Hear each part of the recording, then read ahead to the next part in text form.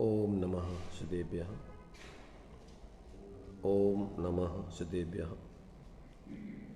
ओम नमः सदेभ्यः। मंगलम भगवान वीरो मंगलम गौतमो गणी मंगलम कुंद कुंदाद्यो जैन धर्मोस्तु मंगलम सर्वमंगल मांगल्यम सर्वकल्याणकारकं प्रधानं सर्वधर्माणां जैनं जयतु शासनं जैनं जयतु शासनं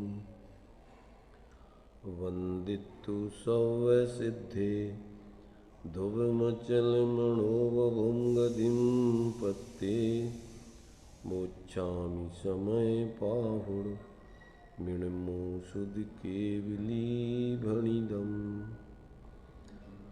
नमः समय साराय स्वानुभूत्या चकाशिते चित्स्वभावाय भावाय सर्वभावान्तरच्छिदे।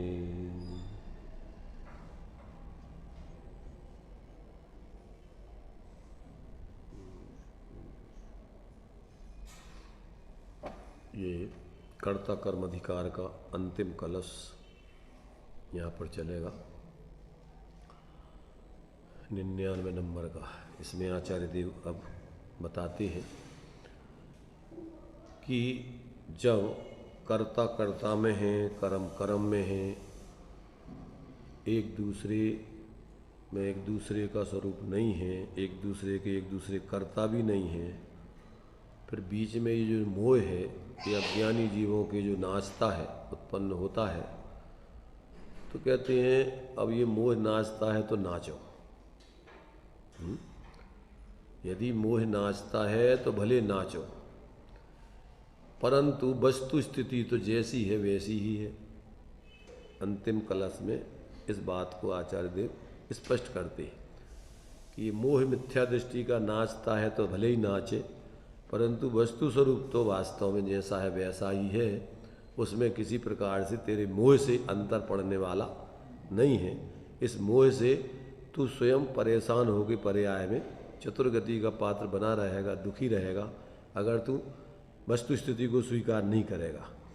तो अंत में तो ऐसी वस्तु स्वरूप की स्थिति सिद्ध करके, ज्ञान को जागृत करके और इस मोह का कर्ता कर्म पने की भ्रांति को नाश करके और वस्तु को फिर दोनों की पृथकता सिद्ध करके, जीव और अजीव की, और दोनों स्वतंत्रता से अलग अलग हो गए और कर्ता कर्म की स्थिति खत्म होकर जीव ज्ञान स्वरूप परिणमित करके ज्ञानी बन के और सादी अनंत काल तक के लिए अपने परम आनंद ज्ञानानंद स्वरूप को भोगते हुए जीता है। ऐसा अंत में इस कलश में आचार्य देव सिद्ध कर रहे हैं। 99 नंबर का कलश है। कर्ता कर्ता भवति न यथा कर्म कर्मापि नैव ज्ञानम ज्ञानम भवति च यथा पुद्गला पुद्गलोपि ज्ञानज्योतिर्ज्वलत मचलम व्यक्तमन्तस्तथोच्चैः चित्शक्ति नाम निकर भरतो अत्यंत गंभीर मेतत। देखिए, अचलम अचल, व्यक्तम व्यक्त, और चित्त शक्ति नाम निकर भरता अत्यंत गंभीरम।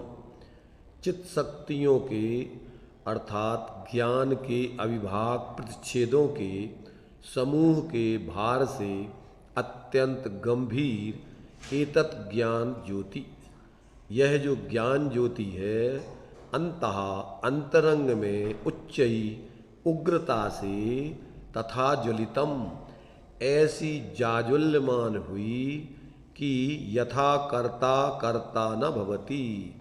आत्मा अज्ञान में कर्ता होता था, सो अब वह कर्ता नहीं होता। और कर्म कर्म अपि न एव, अज्ञान के निमित्त से पुद्गल कर्म रूप परिणमित होता था, सो अब वह कर्म रूप भी नहीं होता।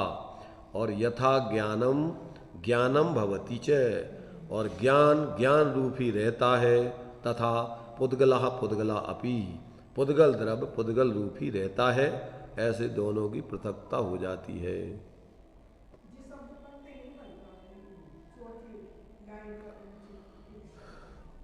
शब्द बाद में पढ़ना, अभी अर्थ समझो उसका। चौथी लाइन का अर्थ वो तो छंद को पढ़ना है, पर उस छंद के अर्थ को समझना अपन को जरूरी है। पढ़ना तो अपन समझ लेंगे।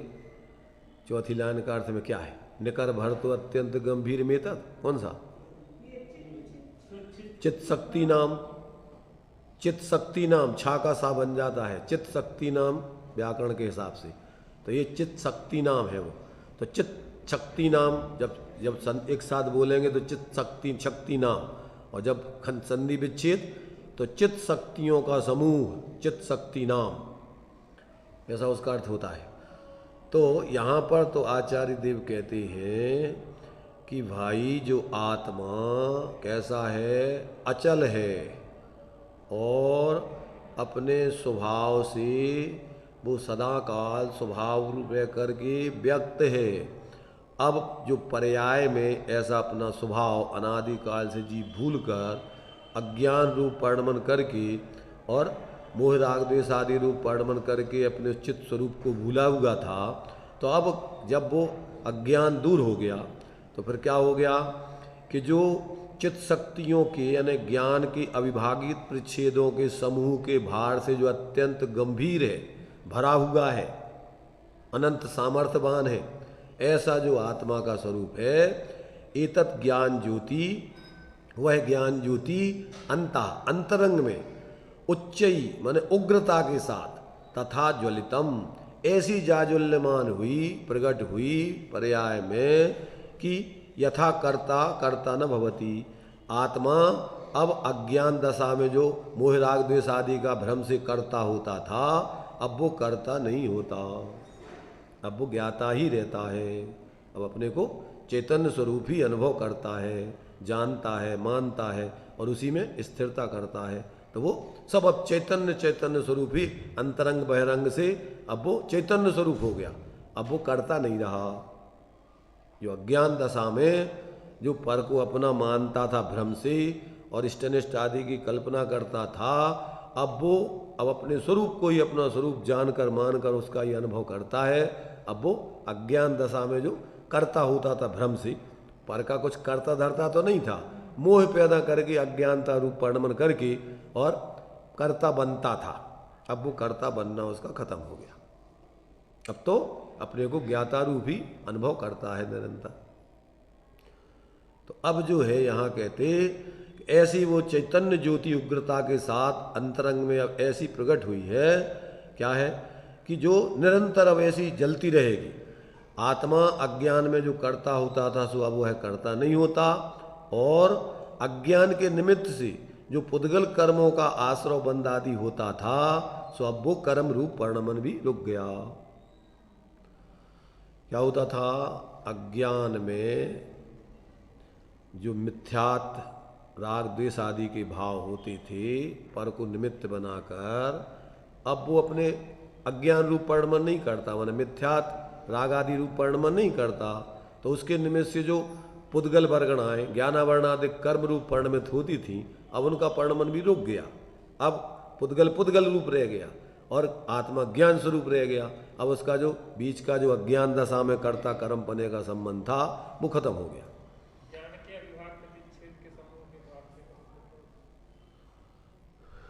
ज्ञान के स्वरूप को जब भेद करके समझाते हैं तो उनके अनंत अविभागी प्रतिच्छेद निकलते हैं एक एक। जैसे अपने लिए पुद्गल द्रव्य का सबसे छोटा अंश क्या है? परमाणु। ऐसे ही ज्ञान में जो शक्तियों के अंश है, भेद करके विचार करो तो उसमें कितने होते हैं अंश? अनंत शक्ति अंश विद्यमान है। तो ऐसे वो ज्ञान के भेद करके जब अपन देखते हैं तो अनंत अनंत शक्तियों के अंश उसमें विद्यमान है। और वो शक्ति अभी जब तक स्वरूप का बोध नहीं होता तब तक वो क्या थी? वो पर्याय में व्यक्त नहीं थी, उसका अनुभव जीव को नहीं हो रहा था। अभी तक मोह राग देश का ही अनुभव करता था। तो अब वो अपनी शक्तियों का यानी ज्ञान स्वरूप का ही अनुभव करके आनंद स्वरूप ही अपना परिणमन करते हुए, शांति रूप अनुभव करते हुए, और वो अपने उसी का भेदन करता है।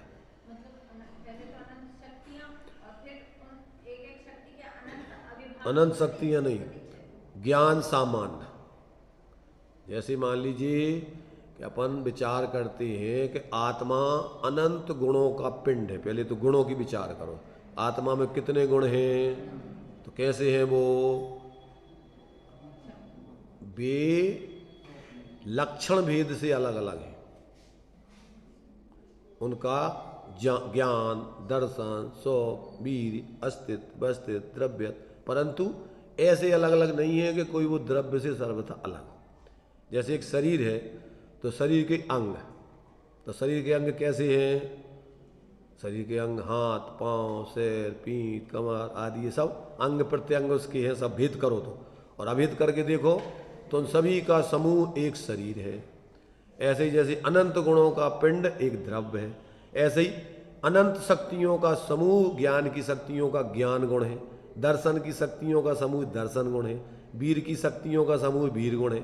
एक एक गुण अपने अपने स्वभाव रूप शक्ति से बना हुआ है और सबको मिला करके फिर एक अखंड द्रव्य है। अब अपन ने 8 अंग कह दिए मोटे मोटे रूप में। अब हाथ कहो, अब हाथ के हिस्सा करो। फिर हाथ में ऊपर का हिस्सा, फिर टेवनी, फिर पंजा, फिर पंजे में 5 अंगुलियाँ, फिर एक एक अंगुली में पोरे, फिर उनके भी भेद प्रभेद। अब करते जाओ उसमें व्यवहार से भेद, परंतु वो ऐसा नहीं है कि वो शरीर से अलग कर सकते हो।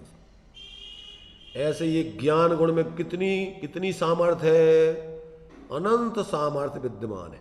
अगर उस सामर्थ्य को अपन हिस्से टुकड़े करे जाएं तो सबसे छोटा हिस्सा अविभागी शक्ति का अंश कहलाता है। अविभागी प्रतिच्छेद कहलाता है। प्रतिच्छेद माने खंड खंड करते करते जाओ तो सबसे छोटा शक्ति का अंश। ऐसी कितनी शक्तियां हैं उसमें कि अनंत शक्तियों का पिंड है वो ज्ञान गुण, दर्शन गुण, सब अपने अपने गुण ऐसे अनंत शक्तियों के पिंड है।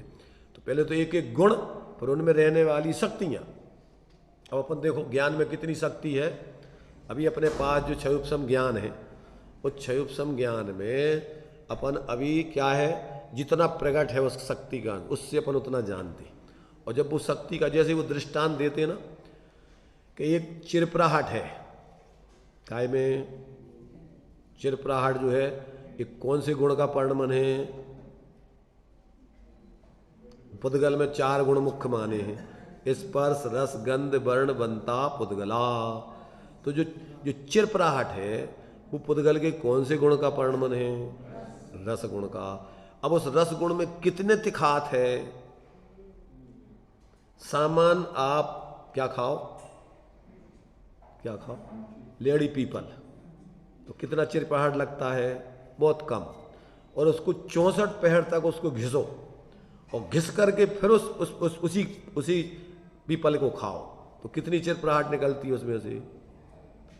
माने जो दवाई में दी जाती है टीबी, कैंसर वगैरह में, वो इसी प्रकार की 64 पहरी पीपल काम में लेते दवाई।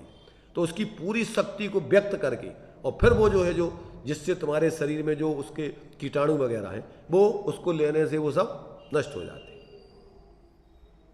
प्रतिरोधक क्षमता। ऐसे ही अपने जो ज्ञान अभी अज्ञान रूप परिणमन कर रहा है, विपरीतता रूप कर रहा है, अपूर्णता रूप परिणमन कर रहा है, जब उस ज्ञान शक्ति को अपन स्वरूप में लीन होकर के उसको प्रकट करते हैं तो उस ज्ञान में ऐसा सामर्थ्य प्रकट होता है कि एक समय में सकल द्रव्य के गुण अनंत वही ज्ञान है जो अभी वर्तमान में अपन मति श्रुतक ज्ञान रूप में परिणमन कर रहा है।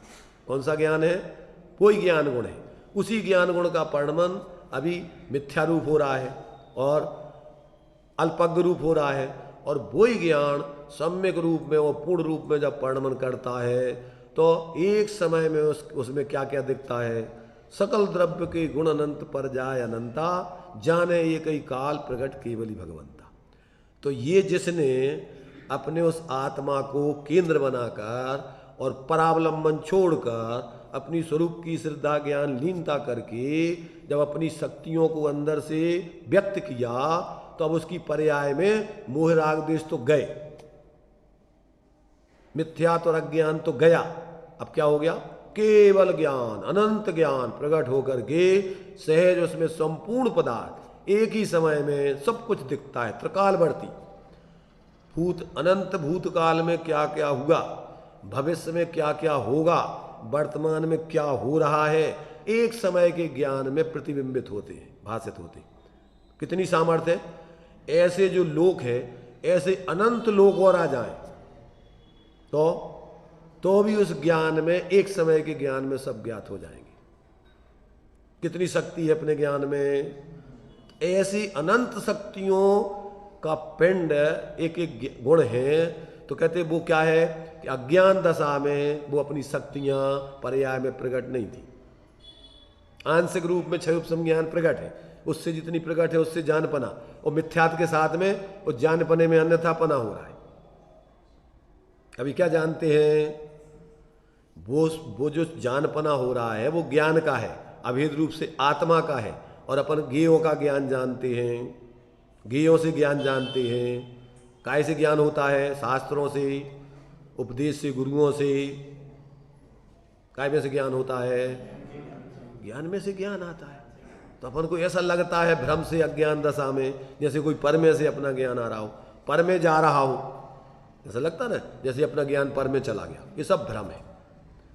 प्रत्येक द्रव्य अपनी गुण पर्यायों को कभी नहीं छोड़ता, अपनी गुण पर्यायों में ही द्रव्य व्याप्ता है। तो अभी अपन अपनी गुण पर्यायों में द्रव्य को नहीं देख रहे। किसको देख रहे?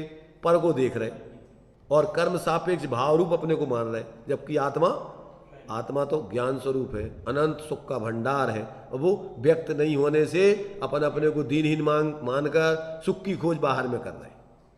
बताइए, सब दुखी हैं जी, सुखी होने के लिए प्रयत्न कर रहा है कि काय के लिए कर रहे? जे त्रिभुवन में जीव अनंत, सुख चाहे दुखते भयवंत, ताते दुखहारी सुखकार, कहे सी गुरु करणाधार। अब कहाँ मिलेगा सुख तुम्हें? अनादिकाल से जीव चतुर्गति में भ्रमण कर रहा है। काय से?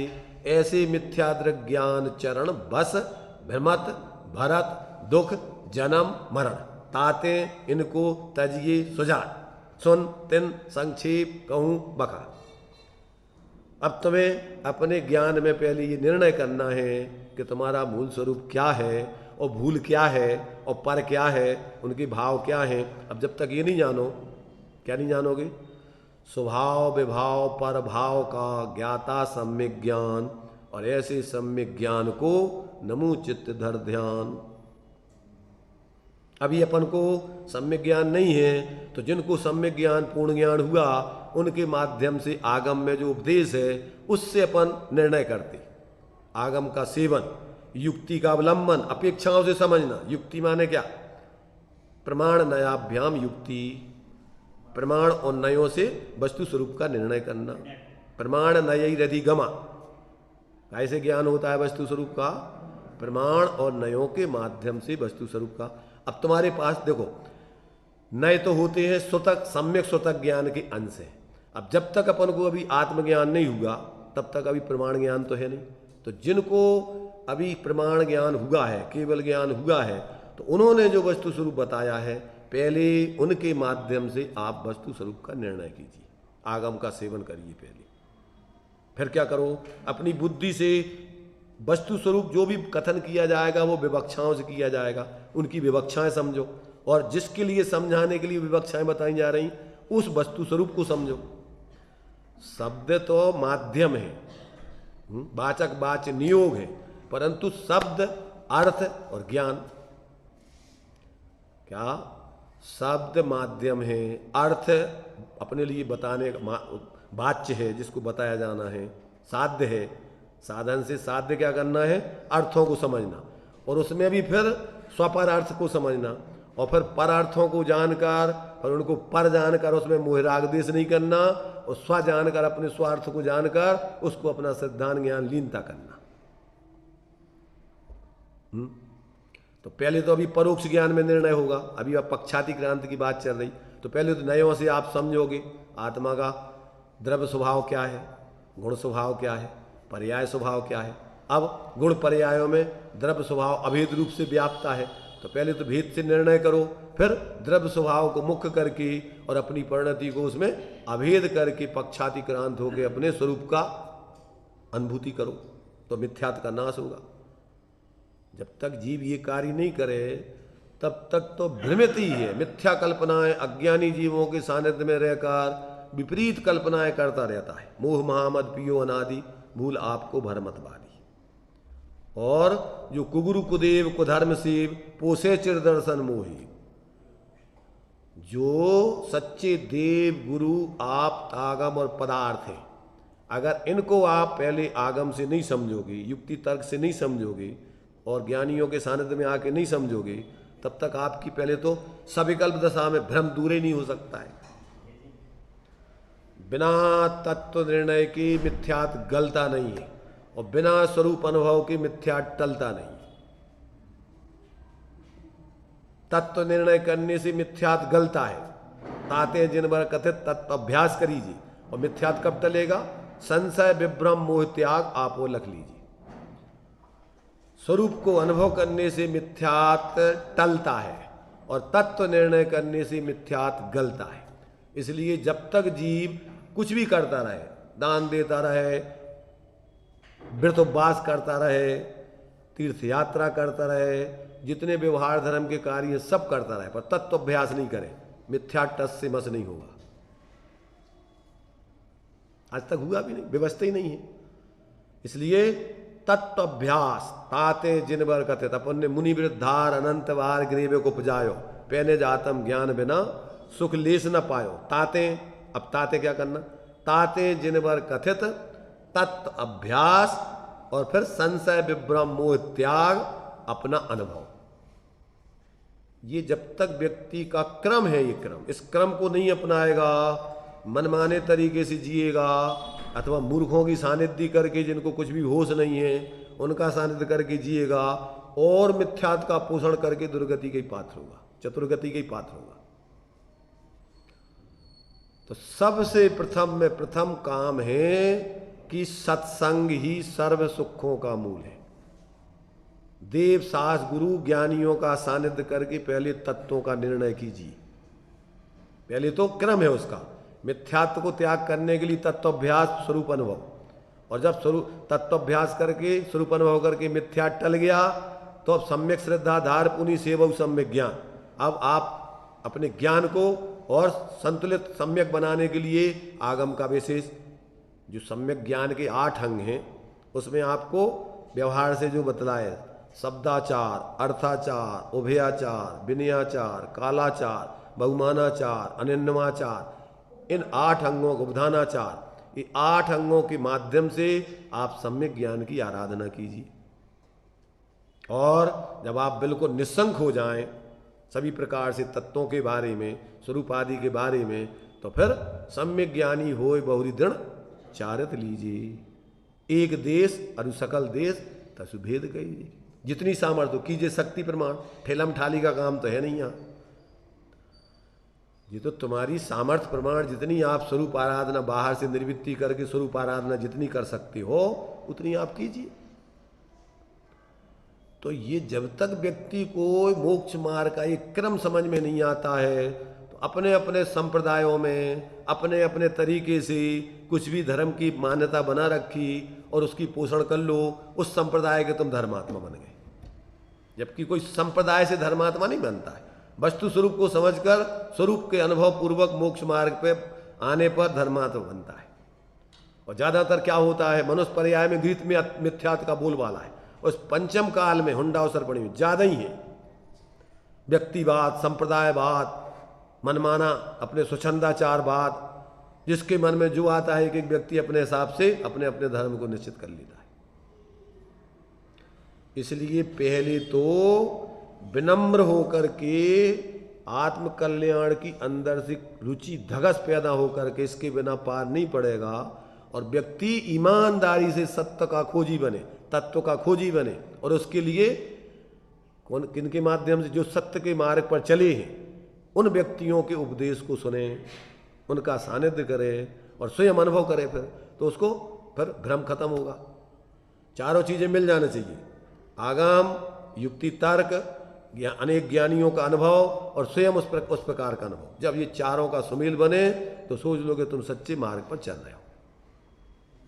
और अगर ये नहीं है तो कपोल कल्पनाओं में, अपने अपने संप्रदायों में, अपने अपने लोगों के व्यक्तियों के समर्थन में गीत गाते रहो और भ्रम में बने रह करके चतुर्गति में घूमते रहो। तो ये आचार्य कह रहे हैं कि भैया कि जब तक जीव को ऐसे अपने स्वरूप का बोध नहीं होता है, अज्ञान दशा में तो अनादिकाल से ऐसे ही मिथ्यात अज्ञान कसायों का पोषण विकल्पों में जी रहा है। मोक्ष मार्ग तो निर्विकल्पता पूर्वक खड़ा होता है। विकल्पों मोक्ष मार्ग नहीं है। विकल्प तो क्या है? पराश्रित रूप है, शुभाशुभ रूप है। जितने भी विकल्प है वे शुभाशुभ रूप है, और मोक्ष मार्ग शुद्ध भाव रूप है। जिन पुण्य पाप नहीं कीना, आत्म अनुभव चित दीना, तिन ही विधि आवत रोके, संबर लय सुख अवलोके।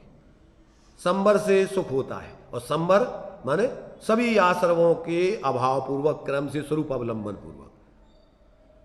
जितना भी आश्रव है, आश्रव दुख कार घनेरे, और संबर क्या है? आश्रव निरोधा संबरा। आश्रवों के निरोध रूप है संबर, आश्रव रूप नहीं है।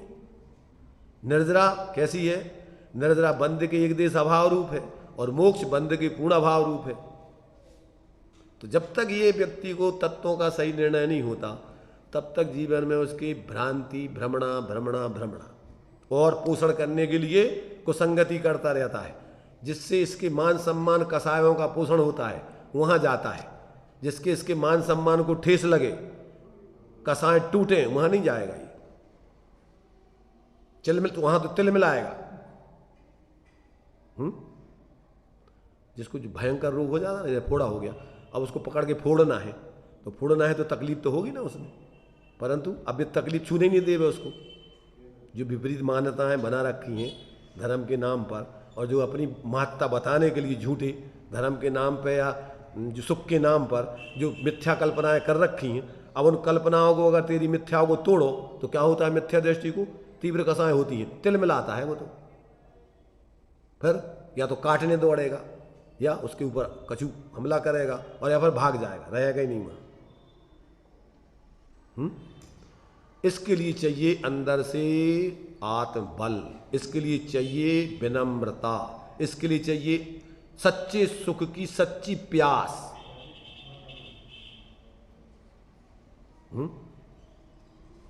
तो अब ये कह रहे आचार्य देव कि भैया देखो, अनादिकाल से जीव अज्ञान के वशीभूत होकर क्या कर रहा है? विकारों को उत्पन्न करके बंधन से संसार में सुख दुख के फल को भोग रहा है। पढ़ापन ने कल पढ़ा था ये छंद। जीव अनादि अज्ञान बसाए, विकार उपाय बने कर तासो, ताकर बंधन आन तणो फल ली, सुख दुख भवाश्रम बासो। ये चल रहा है। दो लाइनें इधर की और दो लाइनें उधर की। किधर की इधर की किधर की? दो लाइनें बाहर वालों की और दो लाइनें अंदर वालों की। अब जब तक अपन को अगर बाहर में जीना है तो बाहर की दो लाइनें बाहर की, उनमें उनको उसको अपनाओ। अपना ही रहे, अपनाना क्या, वो तो अपने अनादिकाल से चल रहा है। अब इसको तोड़ना है तो उसके लिए आगे का कि ज्ञान भई करता न बने, तब बंद न होए खुले पर पासो। ज्ञान भय माने क्या? भेद विज्ञान तहा सिद्धा ये किल केचना, अस्य भाव तो बद्धा। भेद विज्ञान से मिथ्यात्व गलता है, टलता है। दो प्रकार का भेद विज्ञान है, सविकल्प दशा वाला और निर्विकल्प दशा वाला। जिस भांति प्रज्ञा छेनी से पर से विभक्त किया, ये विकल्पात्मक दशा है। उस भांति प्रज्ञा छेनी से अरे ग्रहण करो उसे। ये निर्विकल्प पक्षाधिकरण दशा है। दो दशाएं हैं ज्ञान भेद विज्ञान की।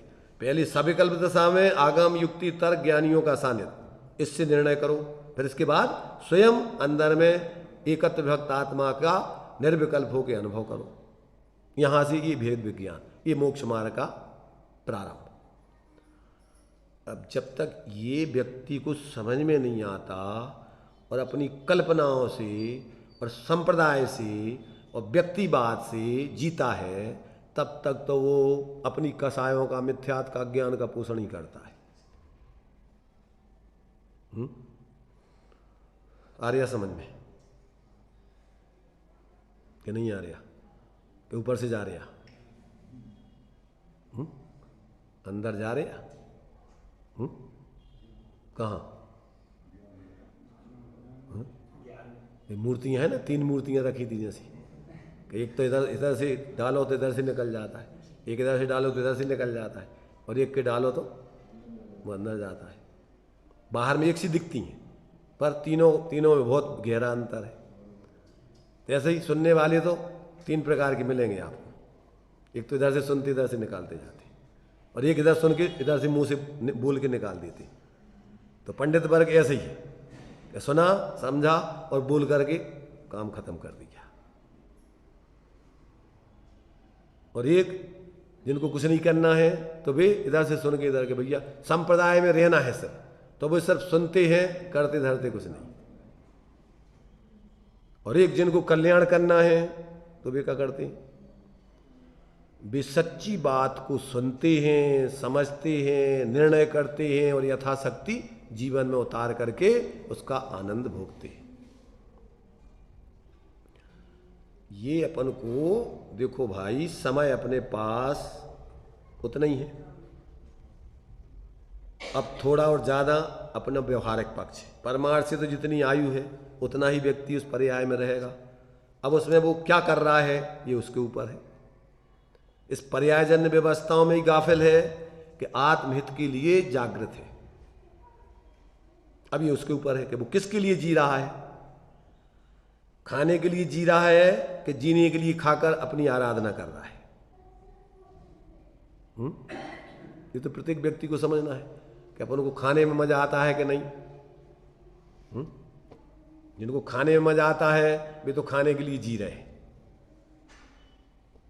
और जिनको खाना बोझ लगता है, भार लगता है, कंटाला लगता है और अपनी आत्म आराधना ज्ञान आराधना ही उनको अच्छी लगती है, तो वे समझ लो कि खाते तो हैं पर काय के लिए? चीने साधना के लिए। ले तप बढ़ावन हेतु नहीं तन पोषते तज रसन। अब अपन को देखना अपनी परिणति को, अपन को किस में रस आता है। खाने में अपन को कंटाला लगता है, परेशानी दिखती है कि मजा आता है। रज्जू भाई क्या लगता है? बता नहीं सकते अभी। बताएंगे तो गड़बड़ है। समझ लो, अपने अपने अंदर देख लो।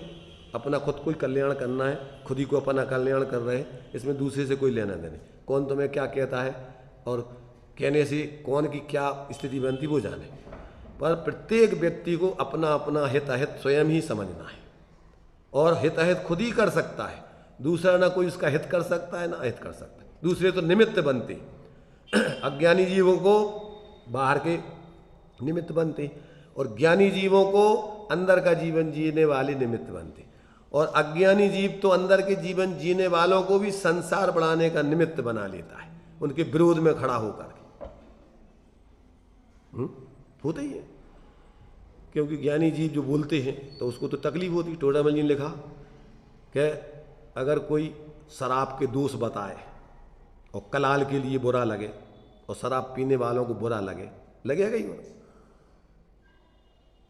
ऐसे ही जो विपरीत जीवन में सुख मान रहे हैं, जिनको विषय कसायों में संयोगों में भोगों में रस आता है, अब उसकी तुम अगर ही पना बतलाओ, उसको छोड़ने की कहो तो तकलीफ होगी। अरे यार जी, तो और उसका कसाय का पोषण करो, शाबाश दो, मान सम्मान दो और पैसे ले लो फिर जितने चाहे उससे।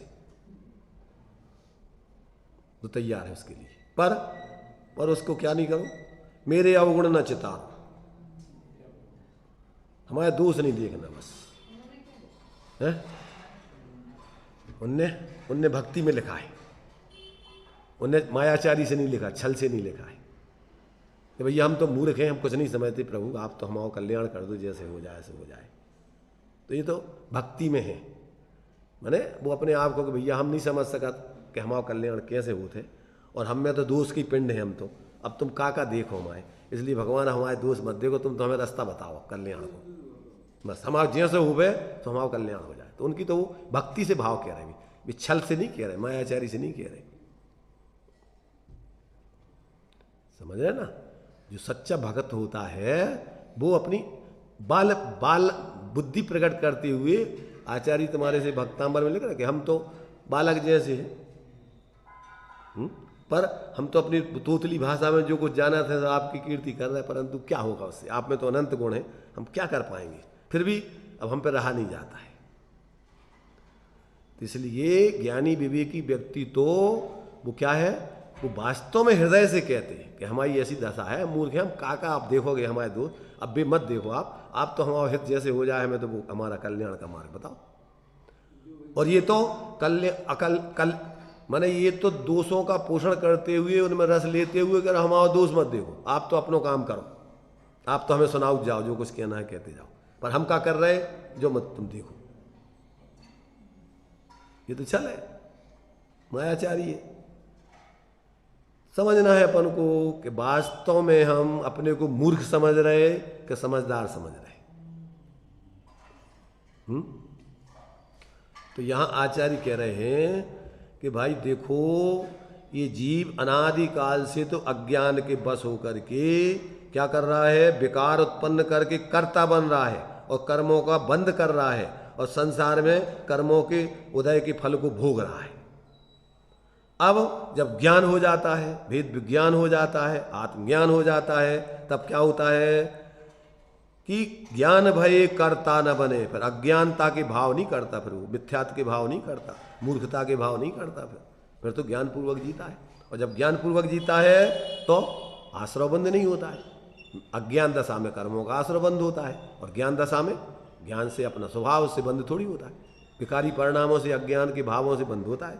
तो अब वो बंध नहीं होता है, और बंध नहीं होता है और बंधे हुए कर्म निर्जरित हो जाते हैं, खुल जाते हैं बंधन। तो फिर क्या होता है कि आगे का बंध होता नहीं, और बंधे हुए बंध कर्मों के बंध खुल जाते हैं, निर्जरित हो जाते हैं, नाश हो जाते हैं। तब फिर क्या होता है कि आत्मा ही सदा सुविलास करे, आत्मा में ही विलसित होता है, कीड़ा करता है, अपने स्वरूप का आनंद भोगता है, फिर वो बाहर की प्रवृत्ति नहीं करता कुछ भी। आत्मा में ही सदा सुविलास करे शिव पाए, फिर अपनी उस मुक्त दशा को प्राप्त करके, मोहर दशा को, शुद्ध दशा को, आनंदमयी दशा को प्राप्त करके और निरंतर उसी दशा को भोगता है। शिव पाए रहे नित्य था सो, उसी रूप रहता है। किस रूप रहता है? ज्ञान शरीरी त्रिविध कर्म वर्जित सिद्ध महंता, ते है निकल अमल परमात्म भोगे शर्म, अनंत सुख का भोग अनंत काल तक रही है, अनंत काल यथा तथा से पर नहीं। तो ये कहते यहाँ कि भैया देखो, थोड़ा सा कार्य है, ज़्यादा कठिन नहीं है, इसमें तुम्हारा परम हित है, इसको समझ लो। अभी तक नहीं समझा, आज तक क्या किया है? राग आग दहे सदा, आज तक तो अपन रागादिक भावों में ही, मोह के भावों में जिए। विषय कसाय जो आत्म के अहित रूप थे, उन्हें में ही निरंतर परिणति को ले गए। अब अपन आत्म के अहित विषय कसाय ये समझ में आ गया, अब इनमें मेरी परिणति न जाए और न ले जाए। भगवान से तो व्यवहार से कहता है, परंतु परमार्थ से वो उसमें ले नहीं जाता है, अपने स्वरूप में ही एकाग्र करता है। अकेले कहना नहीं है, कहने में मेरी परिणति न जाए, ये तो भक्ति में बोलता है। अब वो खुद अपने स्वरूप में ही श्रद्धा ज्ञान लीनता करके विषय कसाय में परिणति को नहीं ले जाता है। वह रहे आप में आप लीन, सो करऊं हो जो निजाधीन। अब करऊ नहीं हो स्वयं निजाधि। भगवान से तो उपचार से अपन कह रहे कि अब ऐसो करो ताते अब ऐसे ही करऊ नाथ। अब भगवान तुमसे कह रहे कि तुम स्वयं अपने नाथ और तुम ऐसो करो कि अब परिणति बाहर में विषय कसावे में नहीं ले जाओ।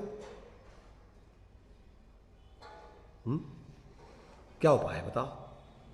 अब बोलते रहो तुम भगवान के सामने। तो वो बनारसी दास जी ने लिखा है, लीन भयो व्यवहार में उक्ति न सूझे कोय, और दीन भयो प्रभु पद जपे मुक्ति कहाँ ते होय। क्या कहा? लीन भयो व्यवहार में, भगवान के सामने रो रहा है, प्रभु अब तुम ही हो हमारे मालिक, मैंने तेरे ही भरोसे नैया डाल दी। बेटा डूबेगी उनके भरोसे डालोगी तो। अगर तुमने जो तुमने नैया को तैरने की चलाने की कला सिखाई है, अगर उस नैया को तुम नहीं चलाओगे तो वो नैया तुम्हारी भी नहीं चलाने वाली, नाव को भी तुम्हारे नौकर बनने वाली नहीं है। वे तो अपने मालिक अपनी नैया को पार उतार के ले गए। तुम्हें विधि बताई उनने, जिस जिस जिस जिस भांति क्या है, सर्वी अरहंत ने विधि नष्ट कीने जिस विधि, सबको बता दी वो विधि उनने कि भैया देखो ऐसी करे हमने, तो तुम भी अब यही विधि है और दूसरी विधि नहीं है। तो अज्ञानी जीव क्या करता है, व्यवहार में ही एकत्व बुद्धि करके परमार्थ को समझते ही नहीं है, उसमें युक्ति लगाते ही नहीं है। भक्ति अगर युक्ति पूर्वक करी जाए तो पार उतरने का साधन है, और अगर अविवेक पूर्वक बिना युक्ति के करी जाए तो वही भक्ति तुम्हारे लाने डुबोवे को कारण है। समझ रहे ना? वही भोजन मौत का कारण है और वही भोजन तुम्हें जीवन देने वाला है। अगर उस भोजन को अविवेक पूर्वक करो तो क्या होगा, मरोगे, और उसी भोजन को विवेक पूर्वक करो तो वही भोजन तुम्हें जीवन का साधन है। इसलिए क्या करता है अज्ञानी जीव, लीन भयो व्यवहार में युक्ति न सूझे कोई, और दीन भयो प्रभु पद जपे। अब मुक्ति कहाँ से हो, ऐसे भिखारी दीन दीन व्यक्ति की ऐसी मुक्ति होगी? अरे मुक्ति को पाने वाला तो युक्ति वाला होता है, विवेकी जीव होता है, ज्ञानी होता है, और वो भक्ति भी करता है और युक्ति से अपनी स्वरूप की आराधना भी करता है। दोनों चीजें चलती उसकी है। जब राग भाव आता है और भक्ति नहीं करे तो पाप भाव में जाएगा। इसलिए पापों से बचने के लिए कोई स्थान निवारणार्थम भक्ति भी करता है, पर उसकी भक्ति युक्ति पूर्वक होती है और निष्काम होती है। कोई कामना नहीं है कि भिखारी बन करके हमारी इच्छाएं पूरी हो जाएं, आ जाओ इधर रखो सब कलश और तुम्हारे जो है सब इच्छाएं पूरी हो जाएंगी, जो कभी तुम्हारे समस्याएं हो, सब बीमारी सीमारी सब दूर हो जाएंगी। अरे कौन सी बीमारी, कैसी बीमारी और कैसे दूर होंगी?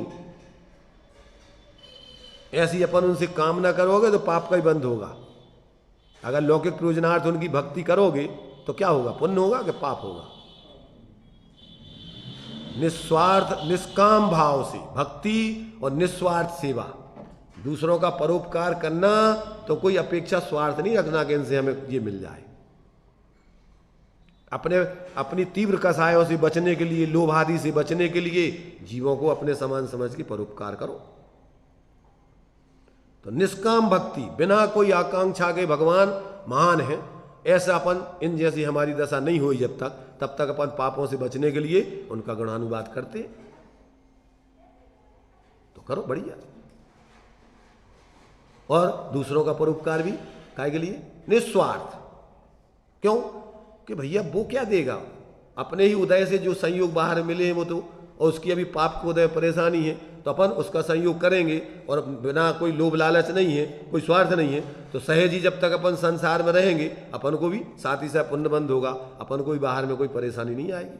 सहज ही प्रकृति की व्यवस्था है कि आप दूसरों के लिए निस्वार्थ भाव से व्यवस्था बनाओगे, तब जब तक संसार में रहोगे आपके लिए भी सब व्यवस्थाएं प्रकृति से बनेगी। चाहो नहीं, पर चाहोगे तो वो तो व्यापार हो गया।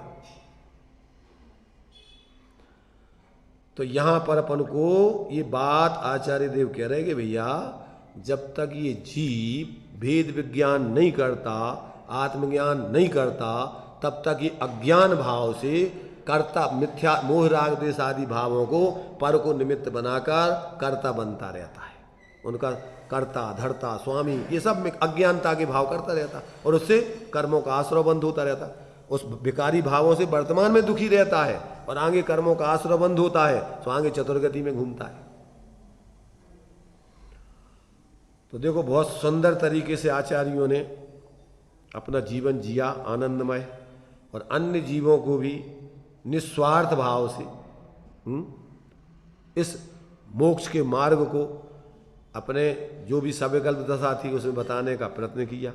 अब जिन जीवों की होनहार अच्छी है वे जीव बिल्कुल निष्पक्ष होकर के किसी पक्षपात में न पड़ के सत्य के समझने के लक्ष्य से इसको सुन करके अपने ज्ञान में अगर सत्य का निर्णय करेंगे और अपने सत्स्वरूप आत्मा का अवलंबन करके पक्षातिक्रांत होकर स्वरूप की आराधना करेंगे तो उनका भी नियम से कल्याण होगा। तो ये अपने लिए अंतिम कलश अपन ने आत्मा को किस प्रकार से ये जीव क्या है मोह में नाच रहा है तो कहते हैं अधर्म में मोह नाचे तो नाचे पर वस्तु स्वरूप तो जैसा है वैसा ही है। ऐसे वस्तु स्वरूप को जो ज्ञान में समझ लेता है तो उसका अज्ञान दूर होता है और उसका नाचना बंद हो जाता है और फिर सहज अपने स्वास्थ्य को पूर्ण करके सुखी होता है। ये बात अपन को यहाँ आचार्य देव ने स्पष्ट की है। रुक जा तनक जल्दी मत करो समापन करते हैं बोल देना। तो ये जो है यहाँ पर अपन को अभी थोड़ा सा इसका भावार्थ है बहुत मार्मिक वो भी और अभी जयसेनाचार्य देव की टीका भी है तात्पर्य व्यक्ति इसको भी अभी अंत में पढ़ेंगे तभी अधिकार पूरा होगा और फिर आगे तुम्हारा दूसरा अधिकार चलेगा। इसलिए अपन इसको गंभीरता से सुने समझें और जीवन में प्रैक्टिकल करें। मात्र औपचारिकता निभा करके और खाना पूर्ति नहीं करें। चलिए